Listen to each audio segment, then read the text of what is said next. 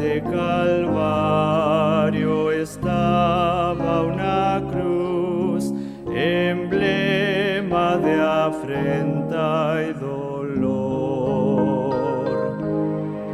Y yo amo esa cruz, donde murió mi Jesús, por salvar al más vil pecador.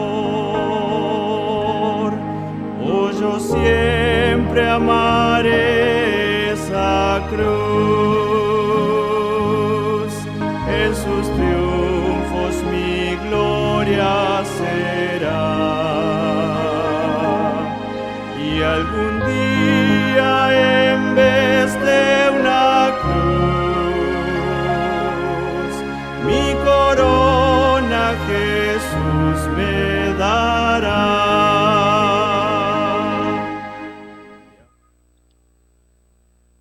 Tengan todos muy buenos días o tardes o noches, dependiendo la hora que usted quiera accesar YouTube y ver nuestra programación. Pero lo importante es tener un buen día. Y esos buenos días únicamente los tenemos cuando estamos bajo el amparo, bajo las alas protectoras de nuestro Padre Celestial. De lo contrario, no lo logramos, porque sin Él tenemos paz, desolación, ira y un montón de cosas feas que hay en nuestras vidas. Pero cuando estamos con Dios, cuando estamos con Cristo, todo es felicidad. ¿Por qué? Porque estamos esperanzados y confiados en su protección, en su benevolencia, en su misericordia. Porque Él no nos dijo que nos iba a quitar todas las tribulaciones ni que íbamos a vivir una vida en un lecho de rosas. No, pero dijo que Él iba a estar con nosotros hasta el fin. Y como Él va a estar con nosotros hasta el fin, entonces para nosotros es de suma importancia estar con Él también. Porque nada hago yo con que una persona quiere estar a la par mía si yo no quiero estar a la par de esa persona. Pero con Cristo todo es bendición, todo es protección, todo es sabiduría y entendimiento. Así es que entonces, como siempre, vamos a elevar una plegaria al Señor antes de empezar nuestra programación, en donde el tema de hoy es declaraciones contradictorias. Siempre dentro del tema, ved aquí al Dios vuestro. Pero, como se los dije, antes vamos a elevar una plegaria a nuestro Señor para que nos ayude a hacer el programa de la mejor manera posible y que lleguemos a un entendimiento. Incline su rostro donde quiera que esté o doble rodillas si es que lo puede hacer para que nos acompañe en oración. Amantísimo Padre, hoy estamos aquí delante de tu presencia para darte gracias por la posibilidad que nos brindas de hacer estos programas, porque sabemos siempre que estás presente en nuestra programación y que la programación va a llegar a las personas que lo necesitan, a las que quieres estar con ellas, compartir con ellas y los invitas a estar con ellas y ellas contigo, Señor. Gracias, Padre nuestro, por estar siempre a la disposición para nosotros. Gracias porque con tu inmensa sabiduría, con tu inmensa protección y misericordia, siempre estás dispuesto a colaborar con nosotros. Te damos gracias por todas estas buenas nuevas de salvación y te damos gracias por todas las personas que día con día oyen esta programación. Bendícelas, protégelas y guárdalas, Señor. Te lo pido en nombre de Cristo nuestro Señor. Amén y amén. Bueno, hoy vamos a ver declaraciones contradictorias. Como les dije, siempre ved aquí al Dios vuestro. El infinito amor de Dios fue manifestado en la eternidad antes de que el desastre se tradujera en la perfecta felicidad de las criaturas en el universo. Pero la manifestación de ese amor es aún más hermosamente revelado desde la entrada del pecado. Desde la entrada del pecado, Él siempre nos ha amado y ha amado a toda su creación. Pero después del pecado, Él sabía que nosotros íbamos a estar a expensas del enemigo y que íbamos a ser tentados. Él sabía lo que nosotros íbamos a hacer. Y entonces ese amor tan grande lo manifestó para nosotros y en nosotros. Sin embargo, mientras que cualquiera que no tiene conocimiento de la palabra de Dios considera que Él castigó o destruyó antes de la aparición de la iniquidad, la mayoría está fuertemente convencida de que la necesidad ha demandado tales acciones de Dios desde que la rebelión apareció. ¿Por qué? Porque esa es la mentalidad humana, porque así es como nos comportamos nosotros. Como dice el refrán popular, el que la hace, la paga. El que la hace, la paga. Y ese es el concepto que nosotros tenemos. Y esa idea se la hemos endosado a Dios, se las hemos traspasado a Dios, en donde Él es un Dios castigador. Y no es así. Él es un Dios amoroso, tardo para la ira y grande misericordia. Hay por lo menos dos razones para este pensar. La primera, la mente humana por mucho tiempo ha sido educada para creer que la única forma de vencer la rebelión es por la fuerza. Es por la fuerza. Nosotros lo vemos día con día con las autoridades. Que un delincuente robó, tiene que ir a la cárcel. Que un agresor maltrató a un niño, a una mujer o lo que sea, tiene que ir a la cárcel también. Y todo es por la fuerza y tiene que merecer un castigo. Por lo tanto, a causa de que el hombre sabe que no hay otra forma aparte de esta y que el Señor tiene un problema que ha de ser resuelto, a menos que especialmente esté iluminado por la palabra de Dios, bajo la tutela del Espíritu Santo, porque nosotros sabemos que la palabra de Dios, nosotros que tenemos que estudiarlo bajo la tutela del Espíritu Santo, porque de lo contrario no lo logramos entender.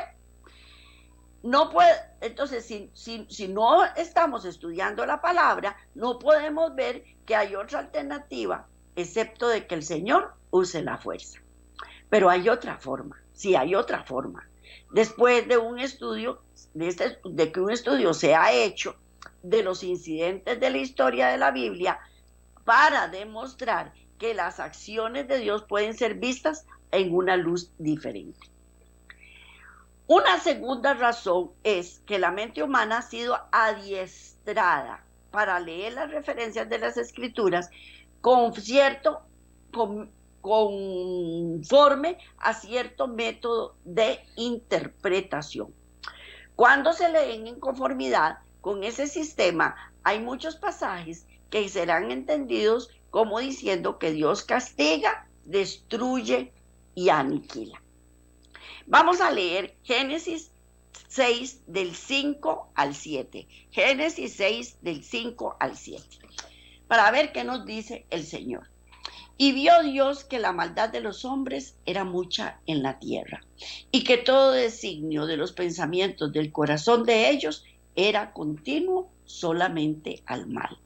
Y se arrepintió Jehová de haber hecho hombre en la tierra, y le dolió en su corazón. Y el versículo 7 dice, y dijo Jehová, raeré de sobre la faz de la tierra a los hombres que he criado, desde el hombre hasta la bestia, hasta el reptil y las aves del cielo, pues me arrepiento de haberlo hecho. Esos versículos nos demuestran o nos hacen creer que Dios se arrepintió y que nos iba a raer, porque Él se arrepintió de habernos hecho.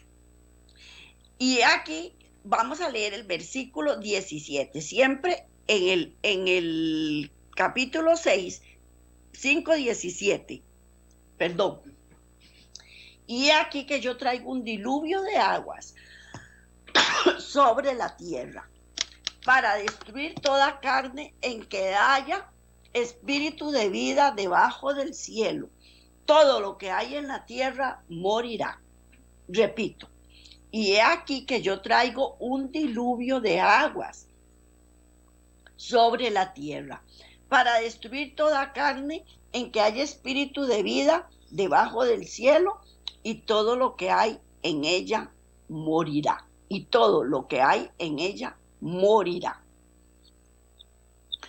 Entonces, esa es otra, vamos a leerla. Génesis 19, del 24 al 25. Vamos a leerla. Entonces Jehová hizo llover sobre Sodoma y sobre Gomorra azufre y fuego de parte de Jehová desde los cielos, y destruyó todas las ciudades y toda aquella llanura con todos los moradores de aquellas ciudades y el fruto de la tierra. Génesis 19, 29. Así que destruyó las ciudades de la llanura. Dios se acordó de Abraham y envió fuera a Lot de en medio de la destrucción a asolar las ciudades donde Lot estaba. Éxodo 4:21. Vamos a hacer una seguidilla de citas bíblicas para luego explicar qué fue lo que ocurrió. Éxodo 4:21. Dice así: y dijo Jehová a Moisés: cuando hayas vuelto a Egipto, mira que hagas delante de Faraón todas las maravillas que he puesto en tu mano, pero yo endureceré su corazón, de modo que no dejará ir a su pueblo. Éxodo 7, 7:13 y 32:27. Dice: y el corazón de Faraón se endureció y no los escuchó como Jehová había dicho. Y él les dijo: así ha dicho Jehová, el Dios de Israel: poned cada uno su espada sobre su muslo, pasad y volved de puerta a puerta por el campamento, y matad cada uno a su hermano, a su amigo y a su pariente.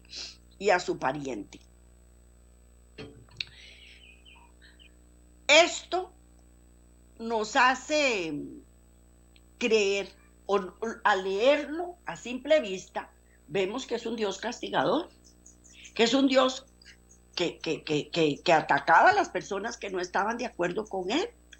Y entonces nos quedamos tan confundidos que no sabemos para dónde agarrar, no sabemos qué pensar. Y esto es lo que ha hecho que las personas crean que Dios es un Dios castigador. Pero aquí vamos a irlo interpretando de diferente manera para llegar a la conclusión de que no es así. El Señor es considerado como cruel por muchos al requerir que hiciera guerra a otras naciones. Dice que eso es contrario a un carácter benévolo. Pero aquel que hizo el mundo y formó al hombre para que morara sobre la tierra tiene un control limitado sobre todas las obras de sus manos, y tiene el derecho a hacer como le plazca y lo que le plazca con la obra de sus manos.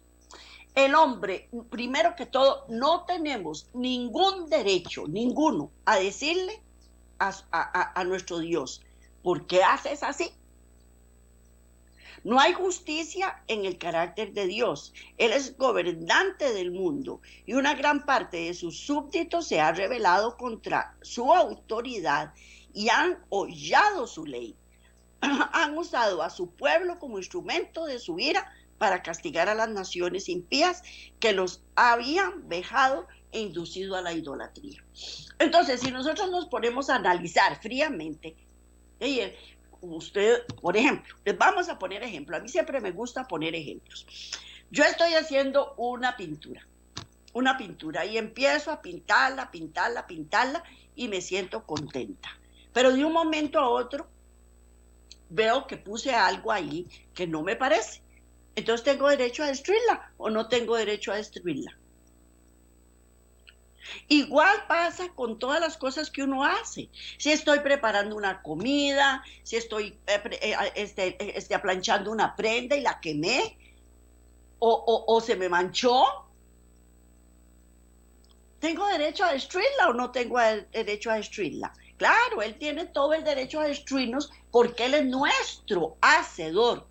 Y aún así, Él no es así.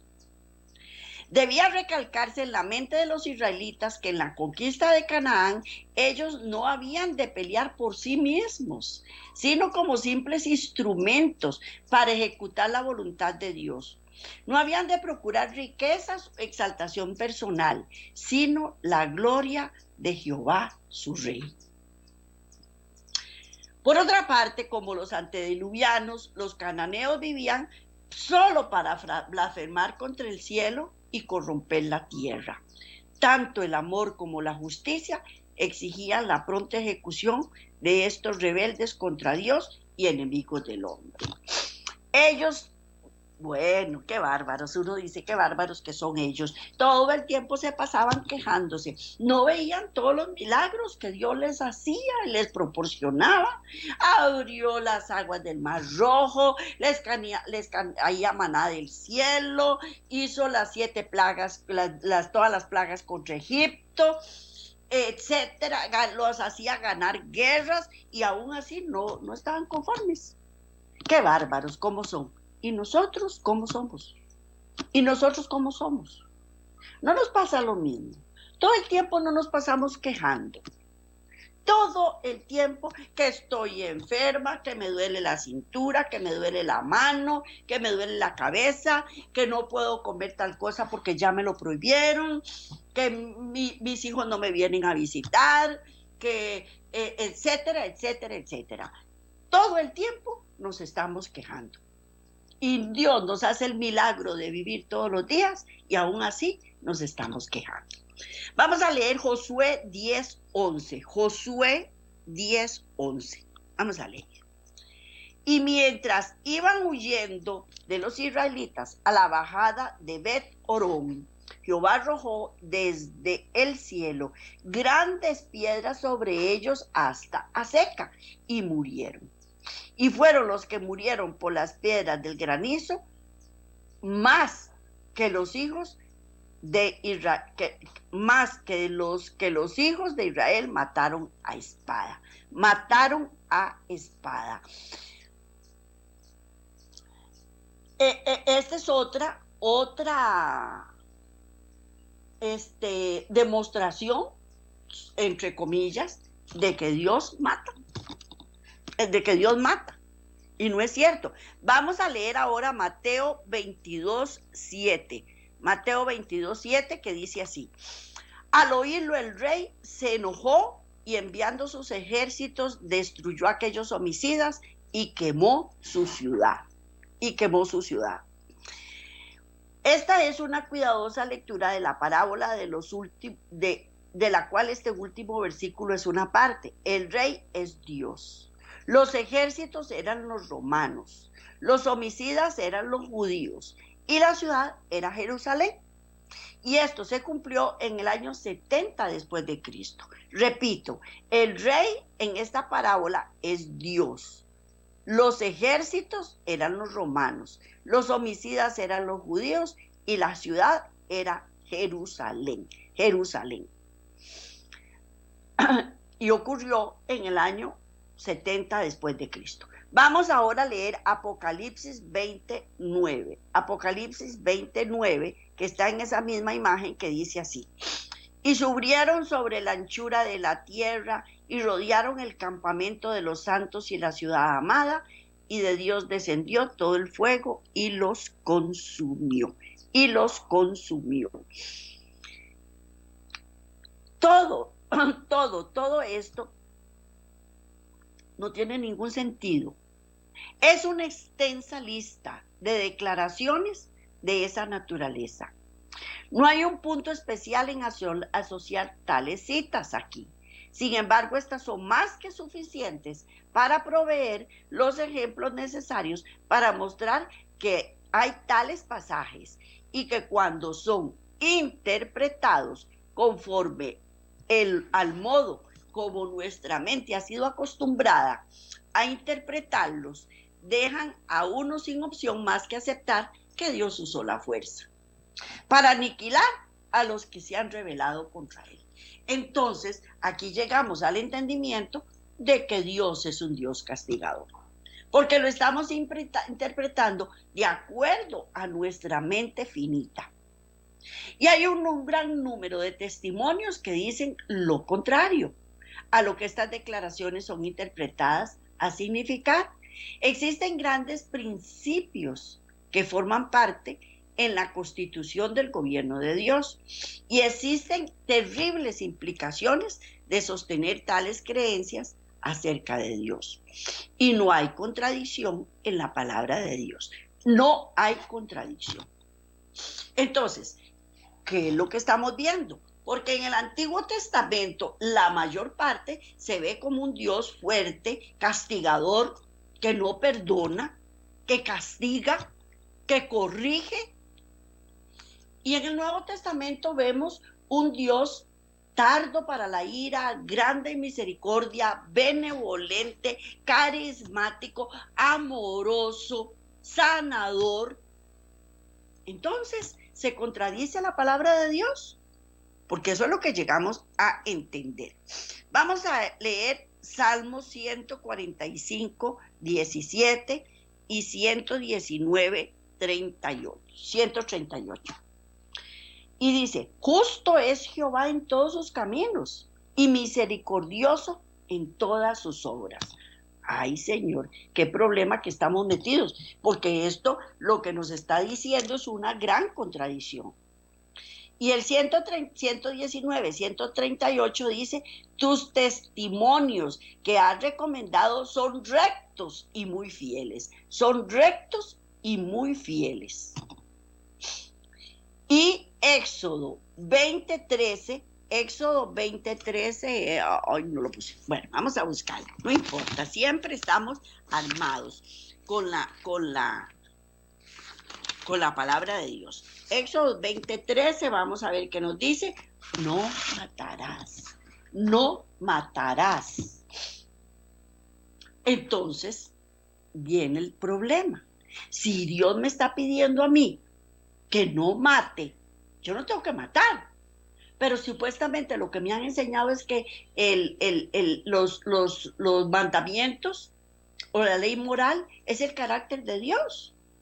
Entonces, si es el carácter de Dios, Dios mata. Entonces ahí viene la gran confusión. ¿Por qué? Porque la ley es la transcripción del carácter de Dios. Y la ley declara que no matarás. No es permitido matar. Entonces, no es el carácter de Dios matar. No es el carácter de Dios matar. Entonces, ¿por qué Él manda matar? ¿Y por qué le decía a los israelitas que hicieran todas esas cosas? Así que Dios no destruye a ningún hombre. Si Él dice no matarás, Él no va a destruir a ningún hombre. Todo hombre que sea destruido se habrá destruido a sí mismo. Esa es otra cosa. Todo hombre que sea destruido se habrá destruido a sí mismo. Dios no destruye a nadie. Dios no asume nunca para con el pecador la actitud de un verdugo que ejecuta la sentencia contra la transgresión, sino que lo abandona a su propia suerte. Y esto lo hace con los que rechazan su misericordia, para que recojan los frutos de lo que sembraron por sus propias manos. Ok. Vamos a un papá y una mamá. Le dicen al niño, no corra porque se va a caer. No corra porque se va a caer. Y agarran cada uno el chiquito de la mano, lo agarran para que no se caiga. Y el chiquito forcejea y forcejea y forcejea porque él no quiere soltarse. No quiere soltarse. Él lo que quiere es soltarse. Es tanto el forcejeo que los papás lo sueltan. El chiquito pegó carrera y se golpeó. ¿La culpa es del papá? ¿La culpa es de la mamá? No, él se cayó porque él quiso caerse. Si él se hubiera quedado tranquilito, tomado de la mano del papá o de la mamá, no le hubiera pasado lo que le pasó. Pues eso es lo que le pasa a Dios. Él nos dice, no lo haga para nuestra protección. Porque no lo está haciendo para él mismo, lo está haciendo para nuestra protección. Y nosotros forcejeamos y decimos, si lo hago, yo me mando sola, yo tengo derecho sobre mi cuerpo, yo puedo hacer lo que me da la gana, para eso soy mayor de edad. Ya mi papá y mi mamá no tienen que influir en mí, etcétera, etcétera, y vea que Dios nada tiene que ver en este asunto. Yo quiero hacer lo que yo quiero hacer. Dios sabe que esa persona, y como él no tiene un poder compulsorio, no la puede agarrar por la fuerza y decirle, no va o no lo hace. Él nos deja libres, porque Él nos da libertad. Pero nosotros tenemos que sufrir las consecuencias de nuestra desobediencia. Y después nos volvemos y le decimos, Dios, usted es un Dios castigador. Usted me castigó. Y no es cierto. Y no es cierto.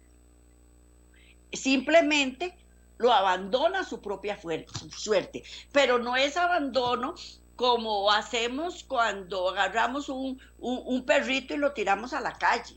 No, simplemente ya no lo puedo sostener más. No puedo hacerlo entender que no tiene que hacer lo que está haciendo. Eso es lo que... Y se le escapa de sus manos, porque él no lo va a coger por la fuerza. Todo rayo de luz que se desprecia, toda admonición que se desoye y rechace, toda pasión malsana que se abriga, toda transgresión de la ley de Dios son semillas que dan inefablemente su cosecha, cuando se le resiste tenazmente.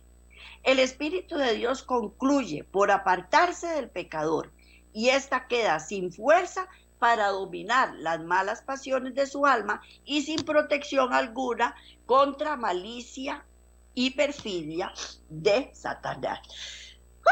Perdón, ya me dio picazón en la nariz y entonces eso me produce ganas de orinar. De estornudar.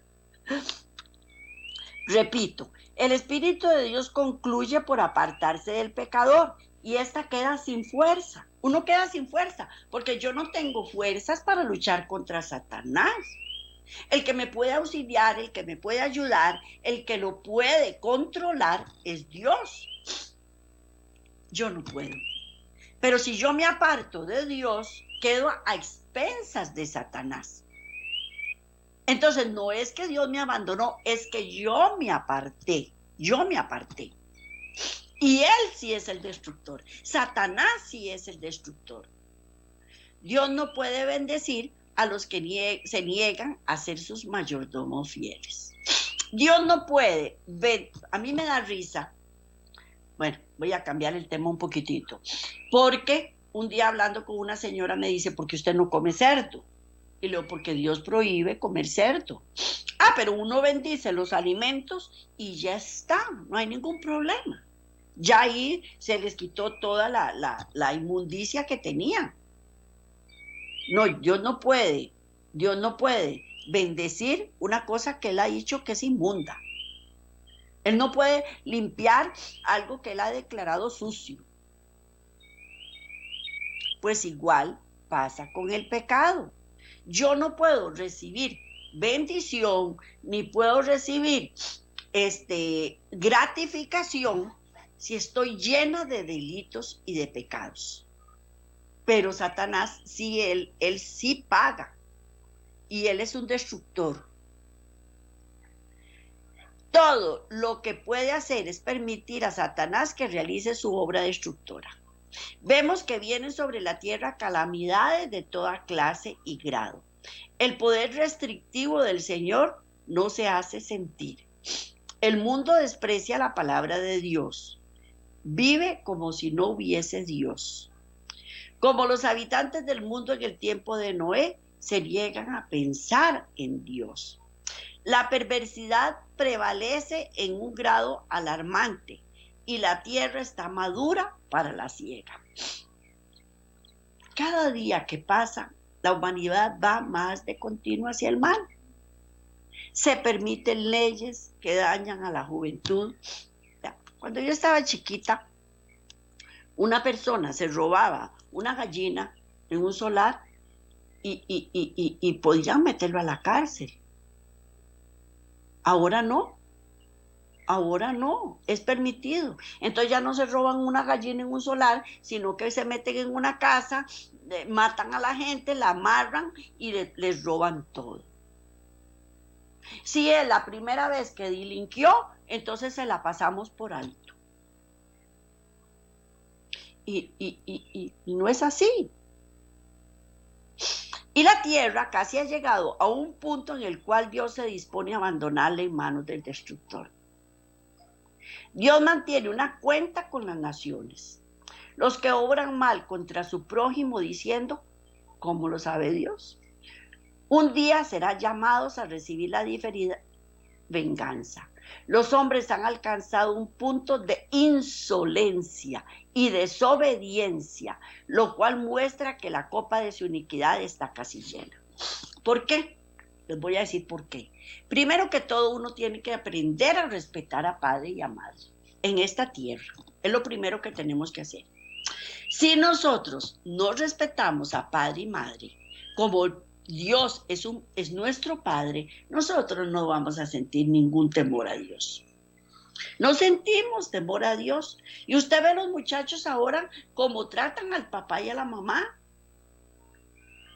No hay autoridad, no hay respeto. Y lo que pasa es que estamos cruzando los límites de la misericordia de Dios. Y muy pronto Dios mostrará que Él es el verdadero Dios viviente. Y Él dirá a los ángeles, no contenderé más con Satanás en sus esfuerzos para destruir. Permítasele actuar y efectuar su malignidad en los hijos de la desobediencia, porque la copa de su iniquidad está llena. Ellos han avanzado de un grado de corrupción a otro, añadiendo más pecado, pecado sobre pecado, diariamente a su criminalidad. No intercederé más para impedir al destructor hacer su obra. Eso es lo que Dios va a hacer. No se va a meter más. Es que ya no los puede sostener. Ya no puede. Ya la copa se llenó y se rebalsó. Vamos a leer Lucas 9, 55, 56. Lucas 9, 55 y 56, que dice así. Entonces, volviéndose él, los reprendió diciendo, vosotros no sabéis de qué espíritu sois, porque el Hijo del Hombre no ha venido para perder las almas de los hombres, sino para salvarlas. Y se fueron a otra aldea. Repito, entonces volviéndose él, los reprendió, diciendo, vosotros no sabéis de qué espíritu sois, porque el Hijo del Hombre no ha venido para perder las almas de los hombres, sino para salvarlas. Y se fueron a otra aldea. Ese es Dios. Dios no ha venido para destruirnos, Él ha venido para salvarnos. Él se desprendió de su unigénito Hijo para darnos vida y vida en abundancia, de paz, gozo, felicidad, salud y toda buena dádiva que viene de Dios. Pero lo despreciamos, lo despreciamos. No puede haber una evidencia más concluyente de que poseemos el espíritu de Satanás que el deseo de dañar y destruir a los que no aprecian nuestro trabajo u obran contrariamente a nuestras ideas, que a veces, como dice, si no te lo llevaste, lo mando, Señor, porque ya no lo soporto más. Eso lo decimos muy a menudo. Y pensamos que Dios es así. Y Él no vino a matarnos ni a destruirnos, vino a salvarnos. ¿A salvarnos de quién? De Satanás. ¿A salvarnos de quién? De nosotros mismos. De nosotros mismos. La rebelión no se debía vencer por la fuerza. Solo el gobierno satánico recurre al poder compulsorio. Los principios del Señor no son de este orden. Su autoridad descansa en la bondad, la misericordia y el amor. Y la presentación de esos principios es el medio que quiere emplear. El gobierno de Dios es moral. La verdad y el amor han de ser la fuerza que lo haga prevalecer. Eso es lo que Dios quiere para nosotros. Bueno, ahora vamos a ver un hijo que está sumido en la droga.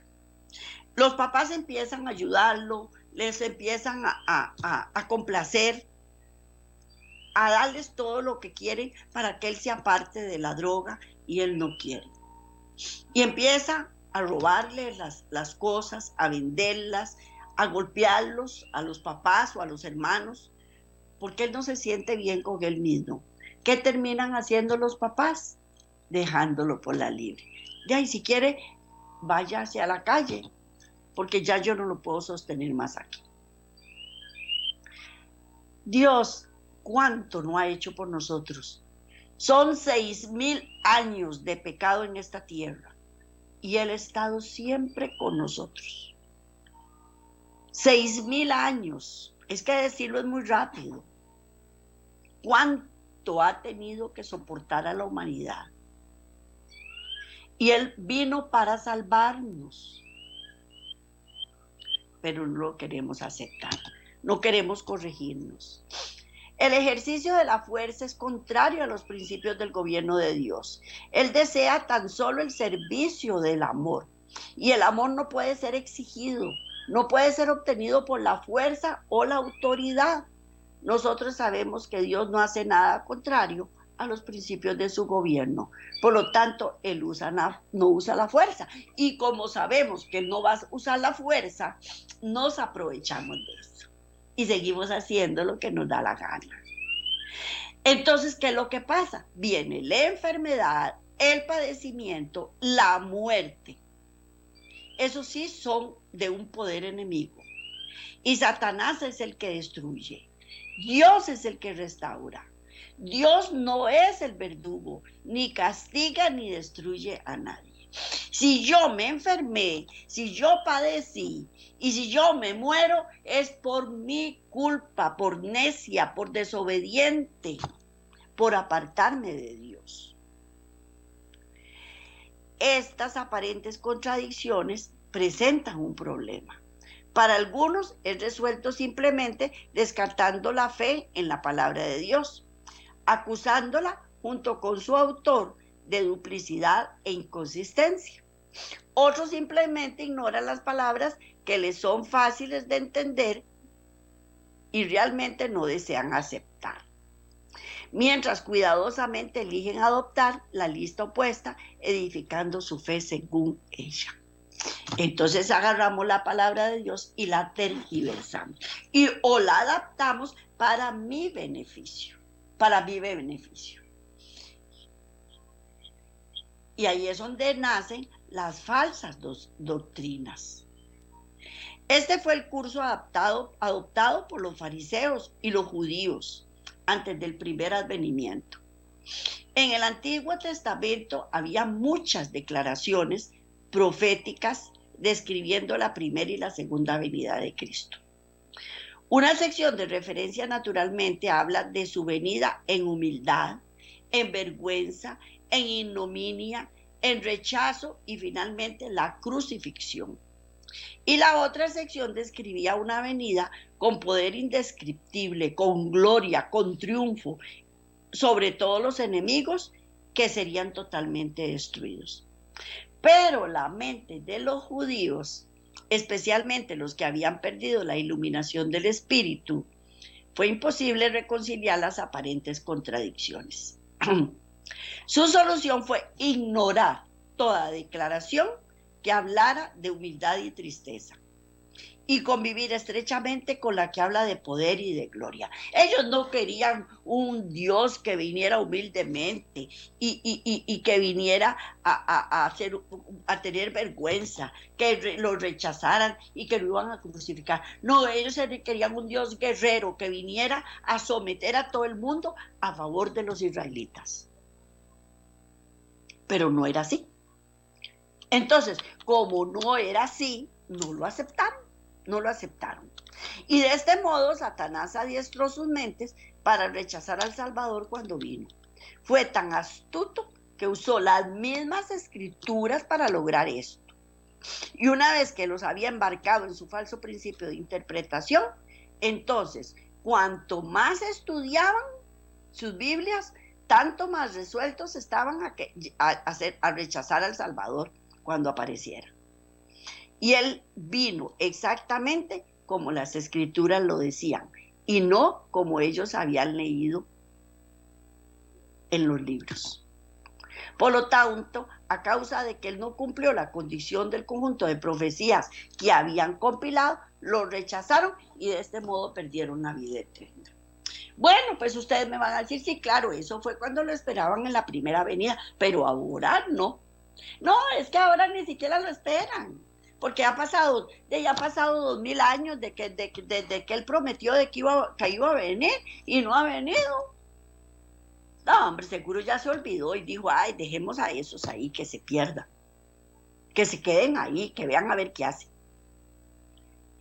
O esos unos u otros dicen, no, pues, ni siquiera existe Dios, ¿dónde está? ¿Acaso que me da la plata que yo necesito? Mire, he estado mi mamá enferma y acaso que me la ha sanado. Mi esposo perdió el trabajo y acaso que le ha ayudado a conseguir otro trabajo. ¿Dónde está? No existe. Ese es el creer de muchos. Pero el verdadero estudiante de la palabra de Dios no cometerá este error. No desechará ninguna declaración. No importa cómo ellas aparezcan ser contradictorias. Fervorosamente reconocerá que hasta aquí estas declaraciones permanecerán para él como una abierta contradicción la una con la otra, aunque por fe él sabe que en la palabra de Dios no hay contradicción real. Por consiguiente, descansará en la convicción de que el problema solamente es aparente y no real. Confesando la fragilidad y debilidad de la mente humana, reconocerá que la debilidad consiste en una inadecuada percepción espiritual por su parte. Se irá adelante por fe, estudiando pacientemente la palabra de Dios, conociendo que bajo la tutela de Dios tal revelación de la misericordia vendrá y quitará todas las contradicciones, proveyendo en su lugar una perfecta armonía, donde solo existía confusión. Yo les voy a contar que yo al principio, yo decía, no, yo no entiendo nada. No entiendo. ¿Cómo es posible que me digan esto? Por ejemplo, les voy a poner un ejemplo. Voy a hablarles del rapto secreto. A mí me habían explicado el rapto secreto N veces y yo estaba esperando el rapto secreto. Y cuando a mí me lo explicaron correctamente, de acuerdo a la palabra de Dios, que no es tal rapto secreto, yo sentí que la cabeza me la habían partido en 4. Y yo dije, se me cayó el cerebro, ya no entiendo nada. Tuve que empezar a aprender y a desaprender. Y así se hallará que los que siguen el sistema alternativo de interpretación colecta todas aquellas declaraciones que apoyan su punto de vista preferido. Los acusarán de tergiversar las escrituras y dirán que la palabra de Dios dice lo que no es. Dirán que la Biblia dice que Dios todo lo destruye. ¿Por qué? Porque entonces yo llego y les digo, no va a haber rapto secreto, eso es un engaño de Satanás. No. A mí me enseñaron eso. Y el fulano de tal, que es un pastor, pero de lo mejor, me lo explicó, con Biblia en la mano. Yo estoy esperando el rapto secreto. No. Aquí la palabra de Dios dice que Dios destruye. Y a mí no me venga diciendo que no destruye. Pero uno puede decir también que Dios a nadie destruye. Sus mentes han estado programadas para aceptar solo lo elegido. Se atrincheran en sus propias convicciones, dirigen la acusación que las palabras escritas de Dios están siendo rechazadas. El problema no puede ser resuelto ni contradiciendo, ni tergiversando o cambiando los testimonios de acuerdo a mis ideas. Las únicas interpretaciones dadas en las Escrituras se hallan en las mismas Escrituras, sin que la interpretación sea propuesta. La Biblia se explica así sola, versículo a versículo, capítulo a capítulo, palabra a palabra. Todo eso viene explicado dentro de la Biblia. Y eso es lo que tenemos que hacer. Y pedirle al Espíritu Santo que nos guíe y nos haga entender las cosas. Nuestras preferencias indican que sin duda creemos que Dios destruye. Primero entendimos que después de gran paciencia y largo sufrimiento, cuando Dios había buscado ganar al pecador, fue finalmente dejado sin recursos más que borrar de la faz de la tierra, en un acto de señal destructora a los que rechazaron arrepentirse y llegar a la armonía con los principios de su gobierno. Eso es lo que creemos. Dios se cansó y ya no quiso más luchar conmigo. Como decimos nosotros cuando papá y mamá ya nos dejan hacer lo que nos da la gana. Hasta que al fin. O cuando es un esposo que le da vuelta a la esposa todo el tiempo. Y la esposa se cansó de estarlo correteando, de estarlo persiguiendo, de estarlo cuidando. Y lo deja por la libre. ¿Qué es lo que dicen los esposos? Ya la tengo domesticada. No hay ningún problema. Ya entendió que yo soy un alma libre y que yo puedo hacer lo que me da la gana. No se está dando cuenta que cuando las mujeres dejamos de pelear, hay que preocuparse. Porque o está preparando la huida o algo viene feo. Entonces no es así. Pero esa es la imagen que le damos al Señor. Bueno, ya el Dios se cansó de estarme corrigiendo. No. Es un desafío. Y por muchos años estas ideas han estado ahí. Nuestras referencias indican que sin duda creímos que Dios destruye. Entendimos que después de gran paciencia y largo sufrimiento, cuando Dios había buscado ganar al pecador, fue finalmente dejado sin recursos más que borrar de la faz de la tierra, en un acto de señal destructora a los que rechazan arrepentirse y llegar a la armonía con los principios de su gobierno. Por muchos años esta idea permaneció sin desafío. Mientras tanto, nuestro conocimiento de los caminos de Dios llegó a ser más extensivo cuando con un propósito consciente, estudiamos la palabra de Dios. Y estos principios negaron la posición de que nosotros ya teníamos con respecto al carácter de Dios. No podíamos rehusar los nuevos conceptos y al mismo tiempo no se podía fácilmente anular lo viejo, sin saber cómo podíamos conciliarlos. No sabemos, nosotros con nuestra mente finita no podemos conciliar las dos cosas, y por eso es que necesitamos la ayuda del Espíritu Santo. La fe era el constante factor del problema. Por un lado nos decía que no había contradicciones en la palabra de Dios y por otro que debíamos tomar las dos declaraciones como son leídas. La fe decía que en el tiempo debido Dios nos daría las respuestas si confiábamos en Él y continuábamos nuestro estudio cuidadoso y objetivo. Sabemos la gran lucha entre el bien y el mal en la tierra. Lo bueno debía ser rescatado sin poder compulsorio. La caída de Adán y Eva, la muerte de Abel, la proliferación de los hombres sobre la tierra, llegando luego al diluvio, la erradicación de la raza humana en los días de Noé, fue muy seria en realidad. Fueron eventos muy serios. Esto nos indica que la justicia no era capaz de resistir la hora abrumadora del mar, de modo que Dios y Cristo fueron obligados a ejercer un poder, un proceder de sus poderes físicos para detener la maldad y borrar de la tierra las filas enteras de los seguidores de Satanás y preservar a los de su preferencia. Pero esto implica que Dios tuvo que revisar su método de tratar con el problema del pecado, obligándolo a introducir medidas no contempladas en el principio. Esto hace a Dios menos que infinito, menos que omnisciente, omnipotente y omnipresente. Significa que Él no era realmente Dios, porque Él de antemano tiene perfecto conocimiento y no necesita ni revisiones, ni compromisos o cambios en el transcurso del tiempo.